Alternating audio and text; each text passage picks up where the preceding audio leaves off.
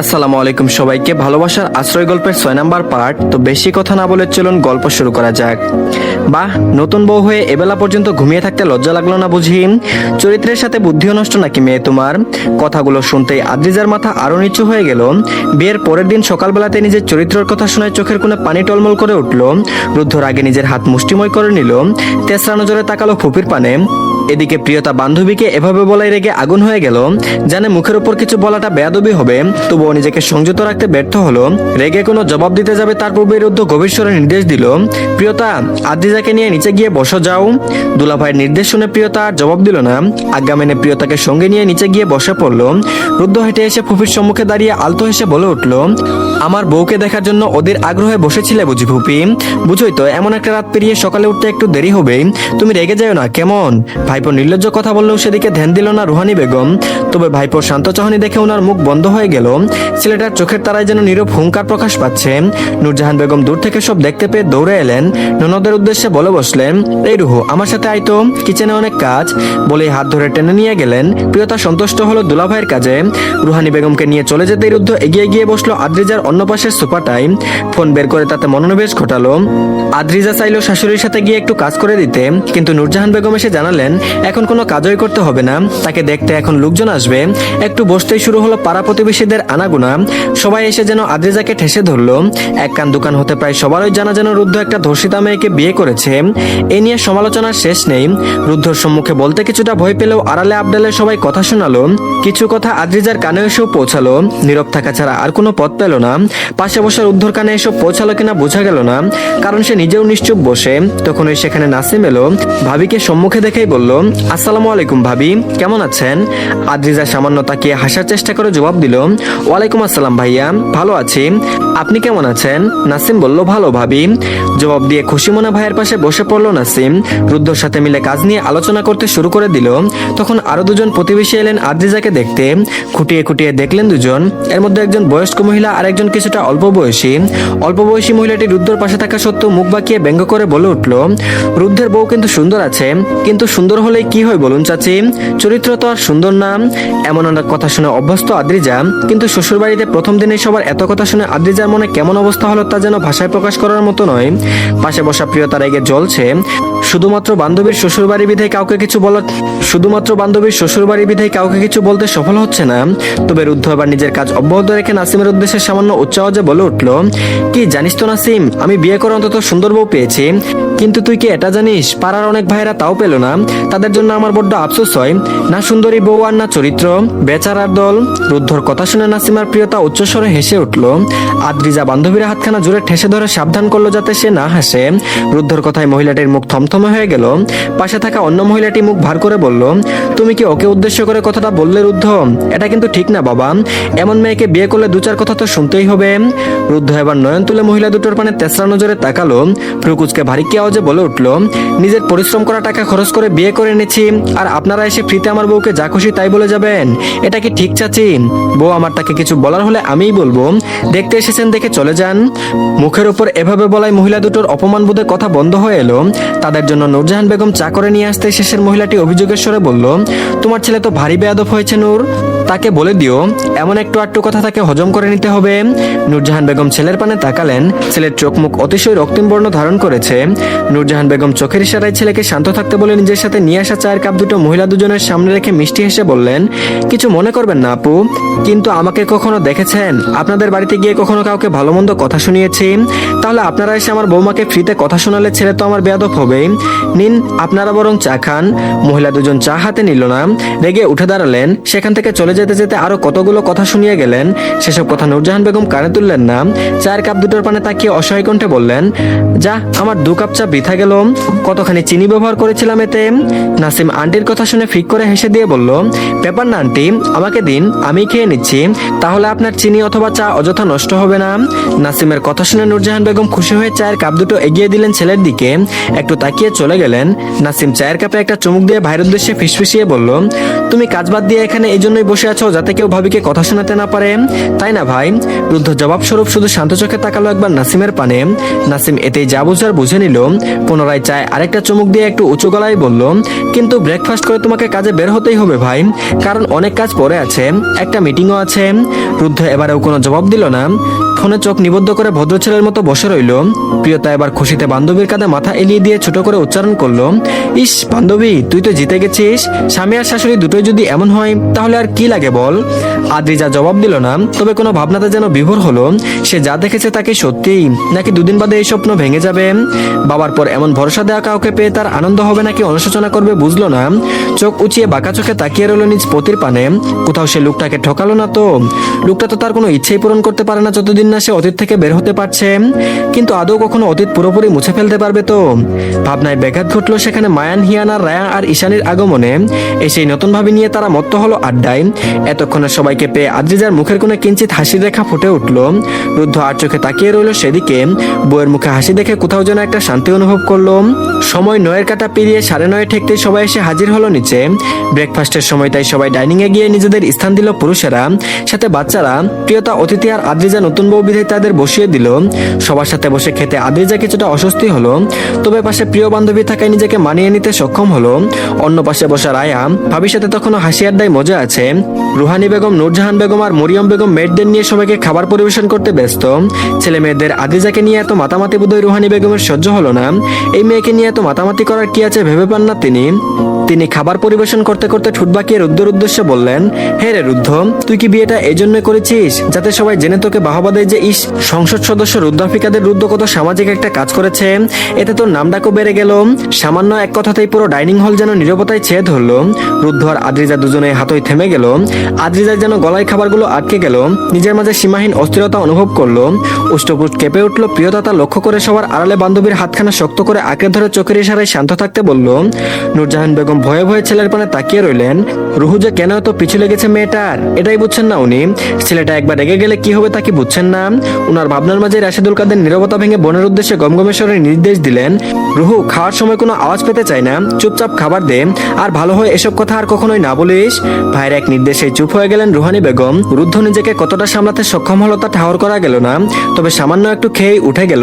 ভাইয়ের দেখা দেখি নাসিমও দ্রুত খেয়ে ভাইয়ের সাথে বেরিয়ে গেল বাড়ি থেকে। রুহানি বেগমের তীক্ষ্ণ দৃষ্টি পড়ে রইল আদ্রিজার উপর, তবে ভাইয়ের মুখে দিয়ে কোনো কথাই বের হলো না। আদ্রিজা আকাশসম অস্থিরতা নিয়ে মুখে খাবার পড়লো, নাহলে তো বাড়ির লোক হাজারখানেক প্রশ্ন করবে। প্রিয়তাও চোখ দুটো টলমলে। রুদ্ধ ভাইয়া তো আর সবসময় পাশে থাকবে না, এমন কত কথা শুনতে হবে মেয়েটাকে। কি করে সামলাবে মেয়েটা, আর কত প্রতিকূলতার মাঝ দিয়ে যেতে হবে মেয়েটাকে। ভাবনার মাঝেই খাওয়া শেষ করলো প্রিয়তা আর আদ্রিজা, সাথে ছেলেরাও। সে বেলায় আদ্রিজাকে কেউ কিছু বলল না, না তো কোনো কাজে হাত লাগাতে দিল। সকালে ব্রেকফাস্ট করে প্রিয়তার সাথেই পাঠিয়ে দিল উপরে। আজ রিসেপশন, বিকেলের আগে তো আর সেজেগুজে তৈরি হতে হবে। প্রিয়তা সবার আজ্ঞা মেনে নিয়ে আদ্রিজাকে নিয়ে উপরে চলে গেল। আর এদিকে রিসেপশনের সময় উপনীত হয়েছে। আদ্রিজা এখনো বদ্ধরমে বসে আছে। আজ পার্লার থেকে একটা মেয়ে এসেছিল সাজাতে, শ্বশুরবাড়ি বিদায় মুখের উপর না করে দেওয়ার সাহস হয়নি। অনিচ্ছা সত্ত্বেও সাজতে বাধ্য হয়েছে, তবে ভারী মেকআপ সে মোটেও করেনি। শুধু সুন্দর করে শাড়ি পরেছে আর সামান্য মেকআপে সজ্জিত করেছে নিজেকে। সারাটাক্ষণ প্রিয়তার পাশেই ছিল। মেয়েটা ক্ষণকাল পূর্বে গিয়েছে রায়ের রুমে তৈরি হতে।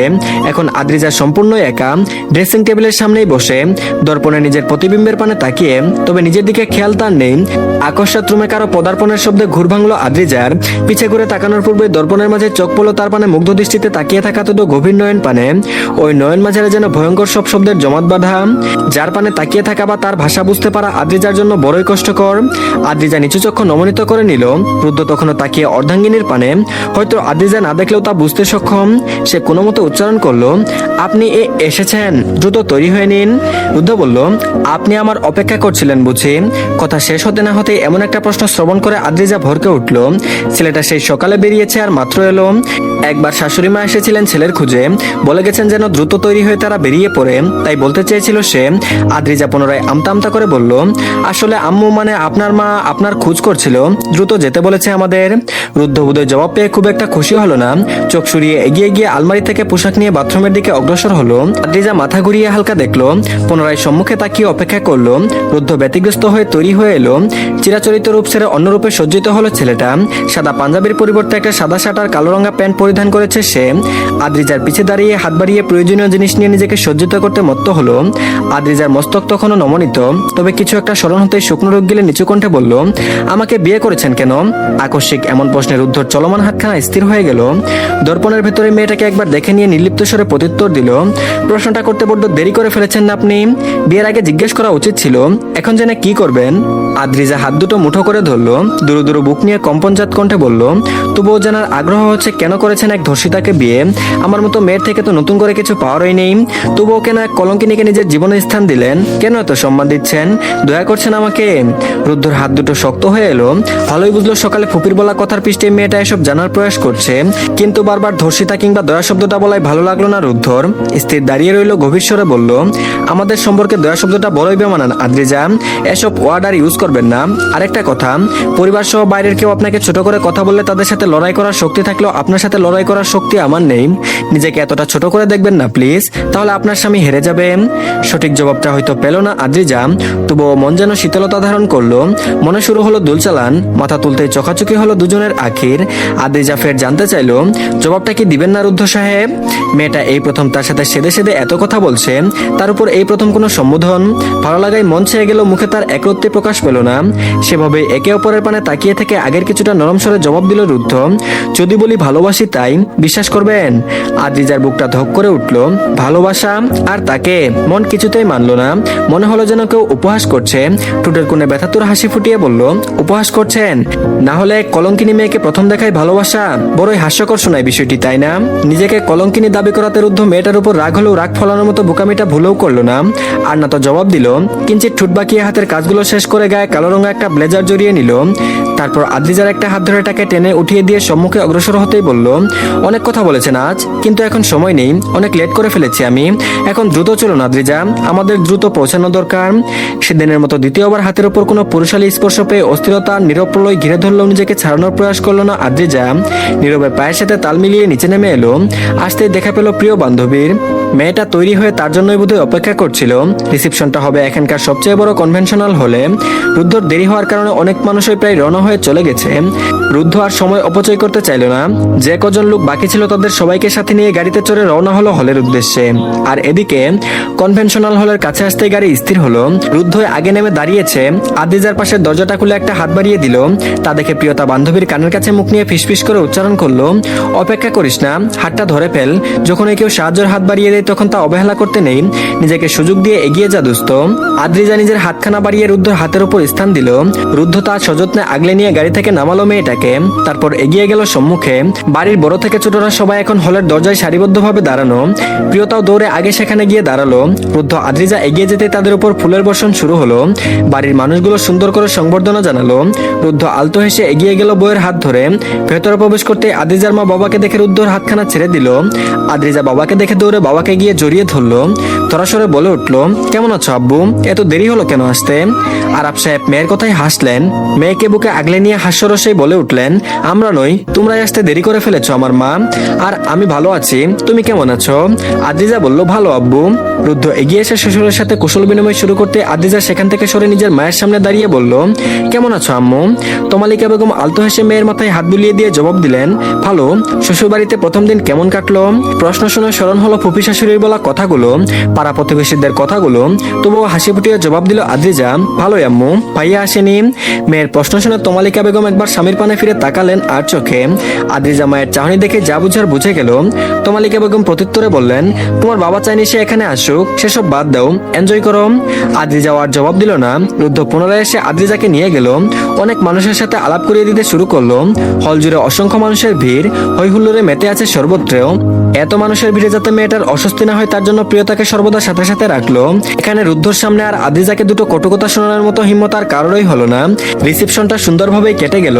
আজ আদ্রিজা আর রুদ্ধ আদ্রিজাদের বাড়িতে যাবে, তাই খাওয়া শেষ করে সেভাবেই প্রস্তুতি নিল সকলে।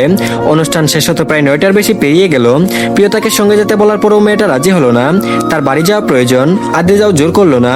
রুদ্ধ বাড়ির সবার যাওয়ার ব্যবস্থা করে দিয়ে নিজের ছোট ভাইকে ডেকে উঠলো, রোনাক তুই একটু এদিকে আয়। ভাইয়ের ডাক পেয়ে রোনাক এগিয়ে এলো ভাইয়ের নিকট। কিছু জিজ্ঞেস করার পূর্বে রুদ্ধ পুনরায় বলল, প্রিয়তাকে সাবধানে ওর বাড়ি পর্যন্ত ছেড়ে আয়, অন্য কাজ থাকলে পরে করে নিস। ভাইয়ের থেকে আর কোনো কথা শোনার প্রয়োজন মনে করলো না রুদ্ধ। অর্থ নিজের ছোট বোন আর ভাই দুটো ব্যতীত সবাইকে বাড়ির গাড়িতে উঠিয়ে দিয়ে এসে আজিজা সহ বাকি সবাইকে নিয়ে গাড়িতে চড়ে বসতে নির্দেশ দিল। সেই মোতাবেক সবাই গাড়িতে বসতে বসতে রুদ্ধ প্রিয়তাকে বিদায় জানিয়ে গাড়ি ছুটালো শ্বশুর বাড়ির উদ্দেশ্যে। আজিজার কোনো ইচ্ছে ছিল না বান্ধবীকে একা রেখে চলে যেতে। যতক্ষণ গাড়ির গ্লাস দিয়ে দেখা যায় হাত বাড়িয়ে বান্ধবীকে হাত নাড়ালো। সবাই যেতেই রুনাক একটা দীর্ঘশ্বাস ফেলে প্রিয়তার দিকে এগিয়ে এসে বলল, চলুন মিস প্রিয়, আপনাকে ছেড়ে আসি, বেশি লেট করলে আপনার দুলাভাই আমার গর্দান নিবে। কথা শুনে প্রিয়তা মুখ বাঁকিয়ে গাড়ির নিকট এগিয়ে যেতে যেতে বিড়বিড়ালো, আপনার গর্দান নেওয়াই উচিত। বিড়বিড় করলো রুনাক, সবাই শুনলো। সে যেন আহাম্মক বনে গেল। এই মেয়েটার তার সাথে কি সমস্যা এটাই যেন বুঝে পায় না। বেশি না ভেবে নিজেও এগিয়ে গিয়ে ড্রাইভিং সিটে বসে গাড়ি স্টার্ট দিল। গুলশান থেকে ধানমন্ডি পর্যন্ত আসার সময়কালীন ঠিকানা ব্যতীত আর কিছু জিজ্ঞেস করেনি রুনাক। আর না তো প্রিয়তা কোনো কথা বলেছে। গন্তব্যে এসে পৌঁছাতেই গাড়ি থামালো রুনাক। গাড়ির গ্লাস গলিয়ে দেখলো সাধারণ একটা দোতলা বাড়ি। এটাই মেয়েটার বাসা তাহলে?